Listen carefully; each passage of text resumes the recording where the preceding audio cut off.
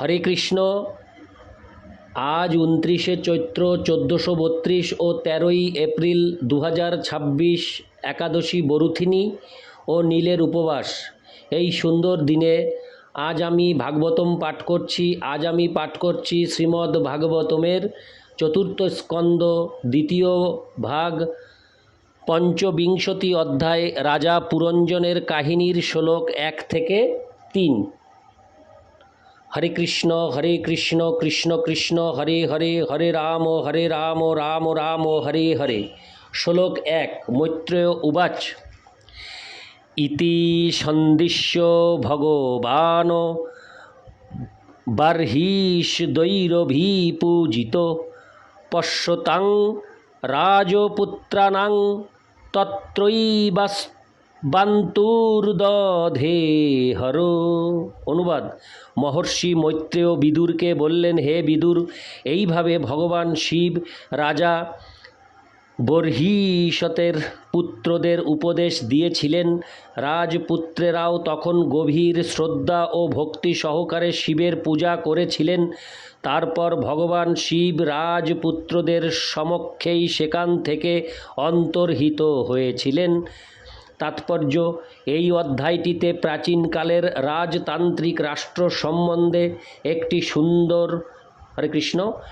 খুব সুন্দর তত্ত্ব পাওয়া যায়। রাজা বর্হিষৎ যখন তার রাজকার্য থেকে অবসর গ্রহণের কথা বিবেচনা করছিলেন, তখন তিনি তার পুত্রদের তপস্যা করার জন্য পাঠিয়েছিলেন, যাতে তারা প্রজাদের মঙ্গল সাধনের জন্য আদর্শ রাজা হতে পারেন। সেই সময় রাজা বর্হিষৎ নিজেও দেবর্ষি নারদের কাছ থেকে জড় জগৎ এবং তা ভোগ করতে ইচ্ছুক জীবদের সম্বন্ধে উপদেশ গ্রহণ করছিলেন। তা থেকে স্পষ্টভাবে বোঝা যায়, রাজ্যভার গ্রহণ করার পূর্বে রাজা ও রাজপুত্রদের রাজকার্য পরিচালনার জন্য কিভাবে শিক্ষা গ্রহণ করতে হতো। জনকল্যাণ কার্যের লক্ষ্য ছিল ভগবানকে জানা। মনুষ্য জীবনের বিশেষ উদ্দেশ্য হচ্ছে ভগবানকে জানা, তার সঙ্গে আমাদের সম্পর্ক সম্বন্ধে অবগত হওয়া এবং তার সেবা করা। যেহেতু রাজারা প্রজাদের পারমার্থিক শিক্ষার দায়িত্বভার গ্রহণ করতেন, তাই রাজা ও প্রজা উভয়েই কৃষ্ণ ভাবনায় সুখী থাকতেন। এই প্রসঙ্গে আমাদের মনে রাখা উচিত যে মহারাজ প্রাচীন বর্হিষতের রাজবংশ আসছে নারদ মুনির প্রখ্যাত শিষ্য এবং ভগবানের মহান ভক্ত ধ্রুব মহারাজ থেকে। মহারাজ প্রাচীন বর্হিষৎ তখন বিভিন্ন প্রকার যজ্ঞ অনুষ্ঠানের সকাম কর্মে গভীরভাবে যুক্ত ছিলেন। বিভিন্ন প্রকার যজ্ঞ অনুষ্ঠানের দ্বারা মানুষ উচ্চতর লোকে বা স্বর্গলোকে উন্নীত হতে পারে, কিন্তু ভগবত ধামে ফিরে যাওয়ার মুক্তি তাতে লাভ করা যায় না। দেবর্ষি নারদ যখন দেখেছিলেন যে ধ্রুব মহারাজের বংশধর এইভাবে সকাম কর্মের দ্বারা পথভ্রষ্ট হচ্ছেন, তখন তিনি তার প্রতি কৃপাপরায়ণ হয়েছিলেন এবং নিজে এসে জীবনের পরম লক্ষ্য ভক্তিযোগ সম্বন্ধে তাকে উপদেশ দেন। নারদমুনি কিভাবে মহারাজ প্রাচীন বর্হিষৎকে পরোক্ষভাবে ভক্তিযোগের উপদেশ দিয়েছিলেন তা এখানে অত্যন্ত আকর্ষণীয়ভাবে বর্ণনা করা হয়েছে। ইতি শ্লোক 1। শ্লোক 2।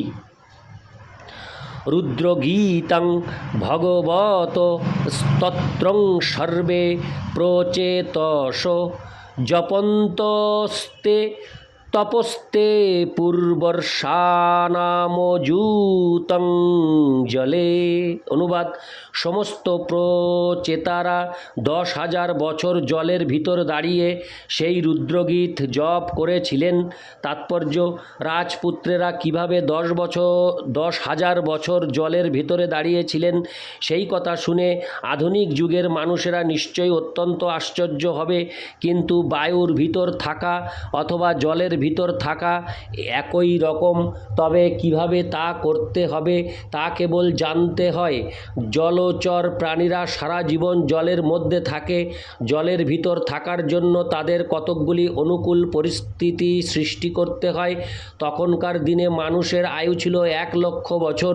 তার মধ্যে কেউ যদি 10,000 বছর তপস্যা করতেন তাহলে তার ভবিষ্যৎ জীবন নিঃসন্দেহে সফল হতো। সেটি খুব একটা আশ্চর্যের ব্যাপার নয়। যদিও এই যুগে সেই প্রকার কার্য অসম্ভব, তবুও সত্যযুগে তা সম্ভব ছিল। ইতি শ্লোক 2। শ্লোক 3। প্রাচীন বর্হিষং ক্ষত্ত কর্মশাসক্ত মানসম নারদোদ্ধাত্ত তত্ত্বজ্ঞ কৃপালু প্রত্যবোধয়ৎ।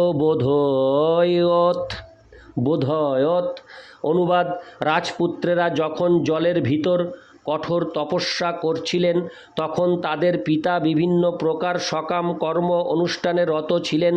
তাই তখন আধ্যাত্মিক জ্ঞানের তত্ত্ববেত্তা দেবর্ষি নারদ রাজার প্রতি অত্যন্ত দয়া পরবশ হয়ে তাকে পারমার্থিক জীবন সম্বন্ধে উপদেশ দিতে মনস্থ করেছিলেন।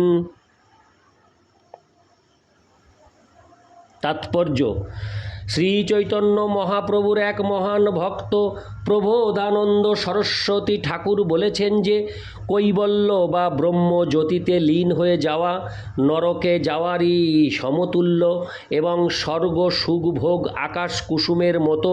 অর্থাৎ ভক্ত কখনো কর্মী এবং জ্ঞানীদের যে চরম লক্ষ্য তাতে কোনো গুরুত্ব দেন না।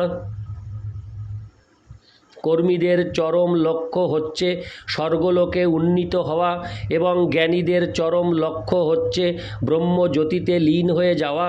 জ্ঞানীরা অবশ্য কর্মীদের থেকে শ্রেষ্ঠ। সেই সম্বন্ধে শ্রী চৈতন্য মহাপ্রভু বলেছেন, কোটি কর্মনিষ্ঠ মধ্যে এক জ্ঞানী শ্রেষ্ঠ। চৈতন্য চরিতামৃত মধ্য 19:147। তাই ভক্ত কখনো কর্ম মার্গে প্রবেশ করেন না। নারদ মুনি যখন দেখলেন যে মহারাজ প্রাচীন বর্হিষৎ সকাম কর্ম অনুষ্ঠানের প্রতি অত্যন্ত আসক্ত, তখন তিনি তার প্রতি কৃপাপরায়ণ হয়েছিলেন। ভৌতিক কার্যকলাপে লিপ্ত কর্মীদের থেকে যজ্ঞ অনুষ্ঠান করার দ্বারা উচ্চতর লোকে উন্নীত হওয়ার চেষ্টা করছেন যারা, তারা নিঃসন্দেহে শ্রেষ্ঠ। কিন্তু শুদ্ধ ভক্তিতে কর্ম ও জ্ঞান দুটোকেই মায়ার মোহময়ী প্রকাশ বলে বর্ণনা করা হয়। ইতি শ্লোক 3। হরে কৃষ্ণ কৃষ্ণ কৃষ্ণ হরে হরে, হরে রাম রাম রাম হরে হরে।